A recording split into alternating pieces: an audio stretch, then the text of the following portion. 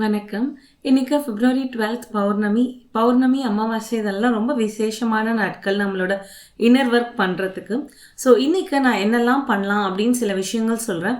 இதில் உங்களுக்கு எதெல்லாம் பண்ண முடியுதோ அதெல்லாம் நிச்சயமாக பண்ணுங்க. இன்னைக்கு பண்ண முடியல அப்படின்னா கூட பிப்ரவரி 16 இந்த வீக்கெண்ட் வரைக்குமே இந்த நியூ மூன் எனர்ஜிஸ் இருக்கும். ஸோ இந்த நாட்களில் கண்டிப்பாக இதெல்லாம் பண்ணுறதுக்கு முயற்சி பண்ணுங்கள்.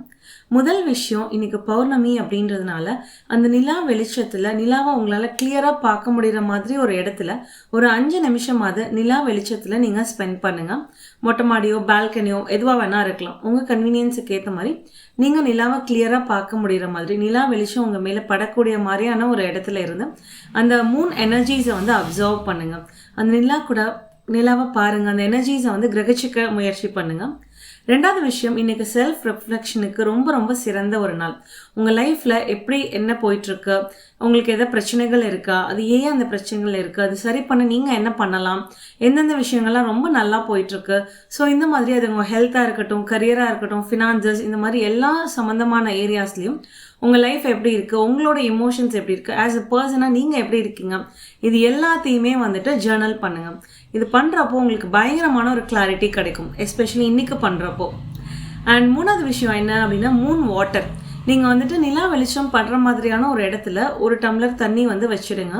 ஒரு ½ அன் ஹவரோ 1 ஹவரோ கழிச்சு உங்களோட இன்டென்ஷன் என்னவோ, நீங்கள் என்ன மேனிஃபெஸ்ட் பண்ணணும்னு நினைக்கிறீங்களோ அதை சொல்லிவிட்டு இந்த தண்ணியை குடிங்க. இன்னும் உங்களுக்கு முடிஞ்சது அப்படின்னா யூ கேன் ஒரு பக்கெட்டில் தண்ணி வச்சுட்டு கூட நீங்கள் அதை நாளைக்கு குளிக்கிறப்போ தண்ணியை யூஸ் பண்ணிக்கலாம். நைட் ஃபுல்லாக அந்த தண்ணி அந்த மூணு எனர்ஜிஸ் அப்சர்வ் பண்ணியிருக்கும். நீங்கள் நாளைக்கு காலையில் குளிக்கிறப்போ அதை யூஸ் பண்ணிக்கலாம். அடுத்த விஷயம் என்ன அப்படின்னா, இன்னைக்கு மெடிடேஷன் இல்லை சாண்டிங் பண்ணுறதுக்கு ரொம்ப ரொம்ப பெஸ்ட்டான ஒரு நாள். கண்டிப்பாக ஒரு 5 நிமிஷமோ 10 நிமிஷமோ மெடிடேஷன் அல்லது சாண்டிங் பண்ணுங்கள். நம்மளோட சேனல்லேயே கூட ஒரு நியூ மூன் மெடிடேஷன் அப்லோட் பண்ணியிருக்கேன், ஃபுல் மூன் மெடிடேஷன் அப்லோட் பண்ணியிருக்கேன். அது முடிஞ்சதுன்னா செக் பண்ணி பார்த்து 10 மினிட்ஸ் தான், அதையும் இன்னைக்கு பண்ண ட்ரை பண்ணுங்கள். அதுக்கப்புறமா உங்கள்கிட்ட கிறிஸ்டல்ஸ் இருந்தது அப்படின்னா இன்னைக்கு கண்டிப்பாக அதை சார்ஜ் பண்ண மறந்துடாதீங்க. கிறிஸ்டல்ஸ் அந்த மூன்லைட் படுற மாதிரி ஒரு இடத்துல வச்சுட்டு நெக்ஸ்ட் டே மார்னிங் நீங்கள் எடுத்துக்கலாம். ஸோ இது அந்த கிறிஸ்டல்ஸை சார்ஜ் பண்ணுறதுக்கு ரொம்பவே ஹெல்ப் பண்ணும்.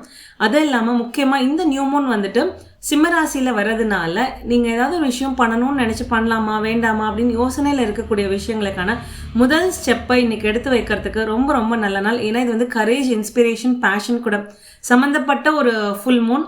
அதனால நீங்கள் பண்ணணும்னு நினைக்கிற விஷயங்களுக்கான முதல் ஸ்டெப்பை இன்னைக்கு எடுத்து வைங்க. அந்த போல்டு ஸ்டெப்புக்கான நாள் இதுவாக இருந்தால் ரொம்பவே சிறப்பாக இருக்கும்.